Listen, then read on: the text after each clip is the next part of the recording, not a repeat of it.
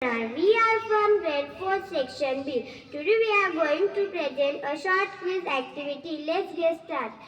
Hi Swara, how are you? Hello, I am fine. Thanks, you Arohi. Did you memorize some question answer given by your class teacher yesterday? Yes, I did. Okay, then can I ask you? Yes, 4 chapters. How many chapters are there in Ramayana? 7 chapters. Avnish, Ramayana belongs to which era? Treta Yuga.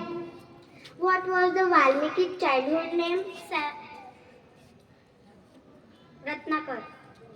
Aradhya, from which mountain the churning of sea is done?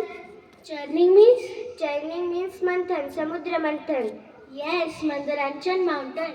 What was the Hanuman mother name? Anjani. Avnish, who gave the boon of euthanasia to Hanuman? Euthanasia means? Euthanasia means Ichamrityu. Oh, Deva Indra gave the bones of euthanasia to Hanuman. City, which of the following city was Lanka situated on which mountain? Trikud mountain. Whose incarnation was Sri Ram? Incarnation means Anshavatar. Vishnu Bhagwan.